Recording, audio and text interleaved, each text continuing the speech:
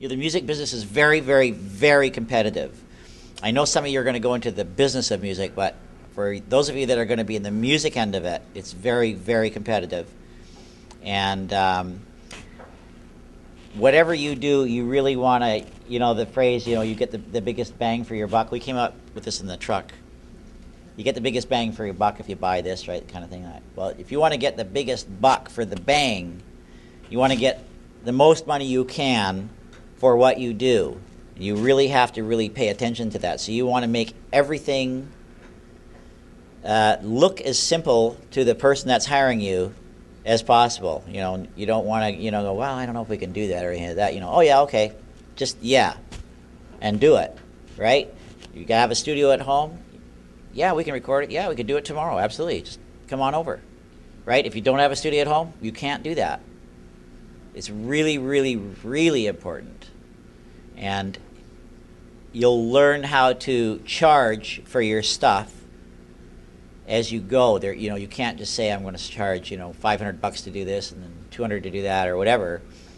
You just kind of do it and do it really cheap at first. Do it for nothing, then do it really cheap, and then figure out, how much they liked what you did and all that, and then you can.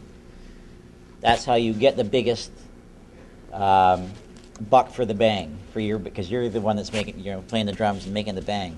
Well, if you were going to start a studio right now, what would be the first 3 or 4 things you would buy? Pro Tools, for sure. You'd have to have that. You'd have to have Pro Tools. You can't. I don't know anybody that uses Logic as an end result for their project or a digital performer or anything. There are some young musicians that are learning or whatever that, but I mean people that are actually working in the business, everybody uses Pro Tools. And believe me, I'm not a supporter of that company at all. I don't. They're kind of a drag. They really don't take care of their customers very well. They don't take kindly to suggestions. When there's really a lot of things like that tempo thing we were talking about. That's a no-brainer, man. Right. Anybody should be able to do that. Right. And they have a thing that kind of does it. It's terrible. It moves the audio and not the MIDI. So it's really, really bad. But you'd have to have that. You want to buy one great mic, preferably 2 if you can, because a lot of things are stereo, pianos, guitars, all that stuff. But guitars, you can use a pair of 57s, it sound great. But like a piano, you have to have 2 good mics. You just can't get around that. They got to be good mics. Vocal, you've got to have a great mic. You bring mics with you wherever you go. What is your preference for? I have a 251. I have a pair of 251 Telefunkens. They're about 20 grand each. Yeah, they're a lot of money. Well, what could we spend our money on? We didn't have 20 grand. What would we do? Well, you can buy. There's a great little mic. If only I could remember.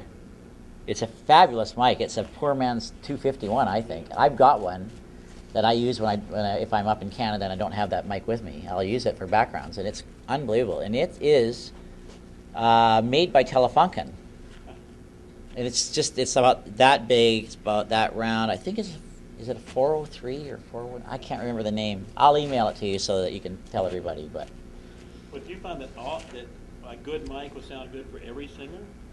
A Telefunken, I have a Telefunken 251 is the only mic I've ever used that sounded good in every application of a singer.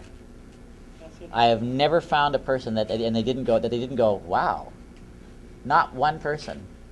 And there's a C12, which is a version of that's the same genre of that mic as the C12, and there's That's a Sony though, right? No, Telefunken C12. Oh, okay. There might be a Sony C12. That's a AKG C12, I think, and a C24 is a stereo one of that. Right. Yeah. No, that's Telefunken. C24 is a stereo C12. Oh, okay. But they're very bright and they're beautiful for somebody who's got a dull voice. That's perfect. But you know what? EQ, you can do anything with good EQ with a good mixer. So if you record flat with a great mic and a great mic pre, you have to have a good mic pre.